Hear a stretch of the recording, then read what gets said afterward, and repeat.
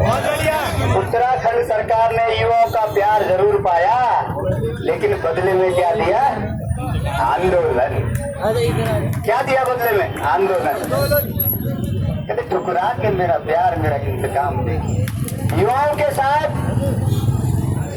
उत्तराखंड की सरकार उनका शोषण कर रही है, उनके अधिकारों को बेचने का काम कर रही है, तो उत्तराखंड सरकार कर रही है। हम सब लोग पहाड़ों से, अनेकों विधानसभा से हैं। मुझे लगता है कि 70 की 70 विधानसभा के लोग जो यहाँ पर बैठे हैं, क्या मुझे ये बताना सब लोग हो, कितनों के माँ बाप गांव में खेती बाड़ी करते हैं? हाथ खड़ा करना। मेरे माँ बाप भी गांव में खेती बाड़ी करते हैं। अब मैं खुद भी उस मिट्टी से जन्मा हूं जहां जिस मिट्टी में हल लगाते हैं,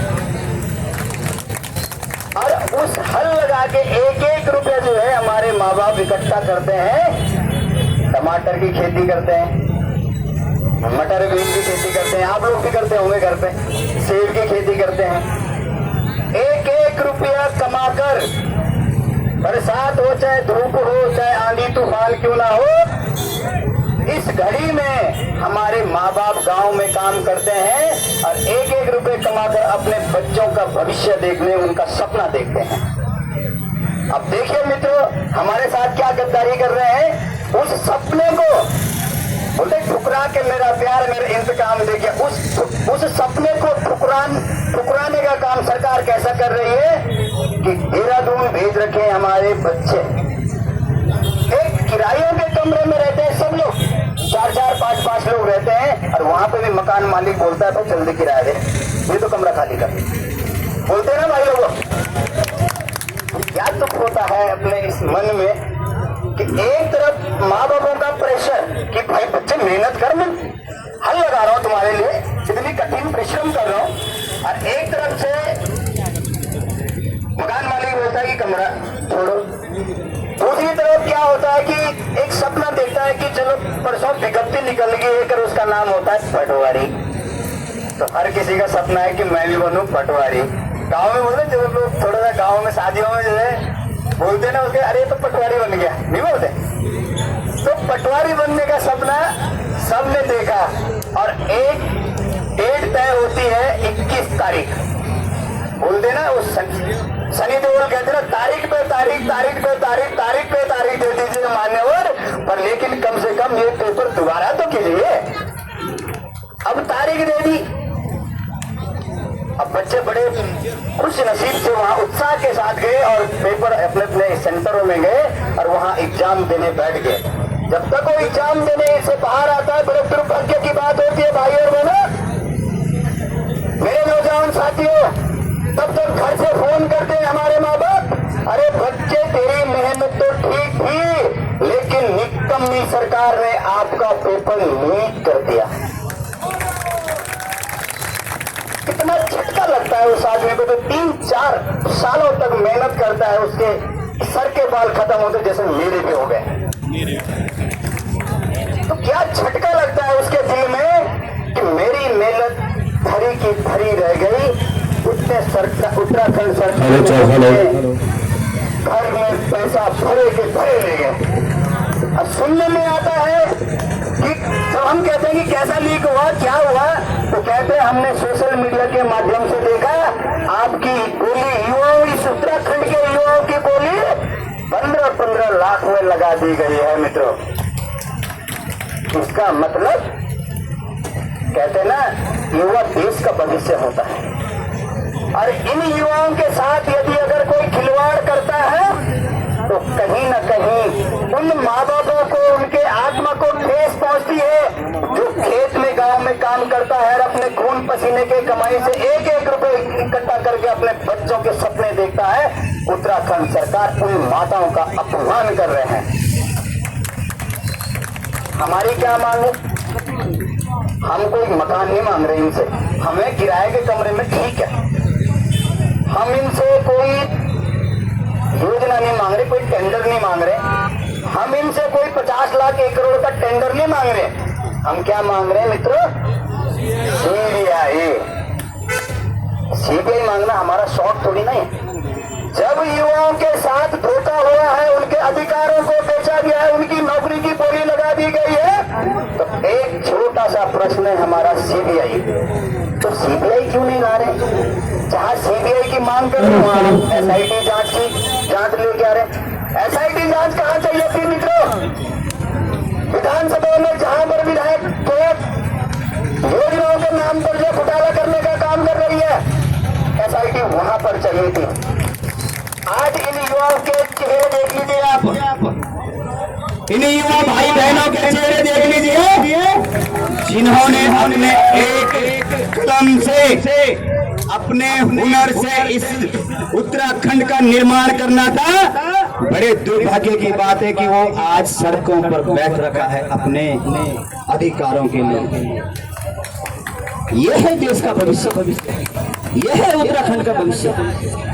धामी जी ने आपने क्या कहा था 2021 में कि मैं युवा व्यक्ति हूं, मुझे युवाओं की सरकार चाहिए। शर्म आती है मुझे बोलने पर धाकड़ दामी। अरे कैसा धाकड़ दामी है, बेशरम धामी। कह रहे हम एसआईटी जांच कराएंगे। भाई जिसकी लाठी उसकी भैंस है ना प्रकाश भाई? धन्यवाद देता हूँ आपको जो प्रोला से भी आए हैं। अब मुझे मैं भी वहीं का हूँ, लेकिन मैं बोलना नहीं चाहता हूँ। क्यों? बड़े दुर्भाग्य की बात है मित्रों, हमारे रवाई घाटी का नाम खराब करने आया तो एक व्यक्ति करता है जिसका नाम है हाकम सिंह, और मैं उसी विधानसभा का हूँ। मुझे शर्म आती है ऐसे व्यक्ति के नाम लेते हुए जो हमारे उत्तराखंड के तमाम युवा साथियों की बोली लगाने का काम करता है। मुझे शर्म आती है, आपको भी शर्म। मैं तो शुक्रिया अदा करता हूँ तमाम युवा साथियों का। यहाँ पर हमारे बॉबी भाई है, त्रिभुवन भाई है, खंडवाल जी है, जिनकी अध्यक्षता में हमारे अधिकारों की लड़ाई लड़ी जा रही है। हाकम सिंह कौन है? एक पूर्व आईएएस के घर में रसोई में काम करता था। आपको पता है? मैं बोल रहा हूँ, मुझे पता है। पूर्व में उसने चुनाव लड़े, एक जिला पंचायत सदस्य भी जब वो जेल गया तो उसको हटा भी दिया। लेकिन एक हाकम सिंह नहीं है। उस हाकम सिंह का एक मोहरा है, लेकिन उस हाकम सिंह का हाकिम कौन है? हम कहते हैं, मांग करते हैं पुष्कर सिंह धामी जी आपसे कि आप हाकम सिंह तो एक छोटी सी सीढ़ी है, एक नीचे का पहिया है जो उस सीढ़ी से चढ़ता है, एक मंजिल के सीढ़ी में ऊपर पहुंचता है। वहां पर उस कुर्सी में कौन बैठ रखा है, आप उसको पकड़िए पहले। कानून में ऐसी कौन सी धारा है भाई और बहनों जिसमें आप अंतिम छोर तक नहीं पहुंच सकते हैं?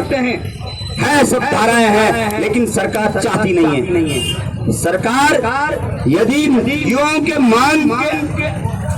मांगों को अगर मानना चाहती है तो उनको पता है, यदि उत्तराखंड में अगर सीबीआई आएगी भाई साहब, तो उनको पता है सरकार तो खैर 1 मिनट में जाएगी, 5 घंटे नहीं लगेंगे। लेकिन उत्तराखंड में जो भ्रष्टाचारी सरकार के अंदर बैठे हुए हैं, वो चाहे सरकार के अंदर अधिकारी हो, चाहे सरकार के मंत्री विधायक हो, वो सब के सब जेल जाएंगे। उनको अपना दर्द है, अपने कुर्सी बचाने का दर्द है कि हमारी कुर्सी नहीं बचनी चाहिए। अब देखो क्या दुर्भाग्य की बात यह है कि हमारे इस आंदोलन को इसमें षड्यंत्र रच रहा है।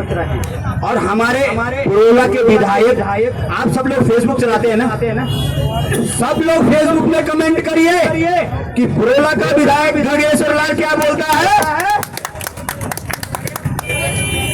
जो परेड ग्राउंड में जो युवा बैठ रखा है वो षड्यंत्र कर रहे हैं, और उसके पीछे कोई एक व्यक्ति है जो अपनी राजनीति को चमकाना चाहता है। भाई मैं दुर्गेश्वर लाल कहना चाहता हूं,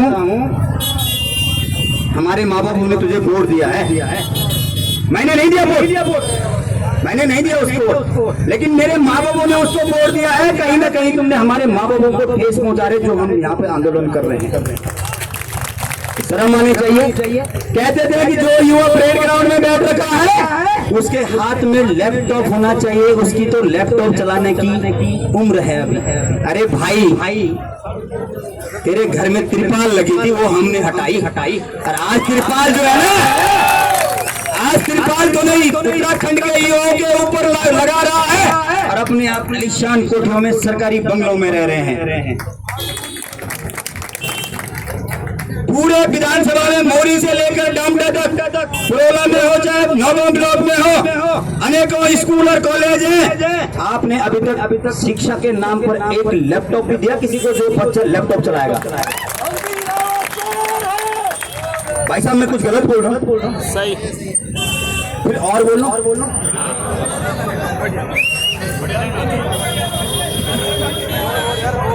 और हम कहते हैं, हम नारा लगाते हैं कि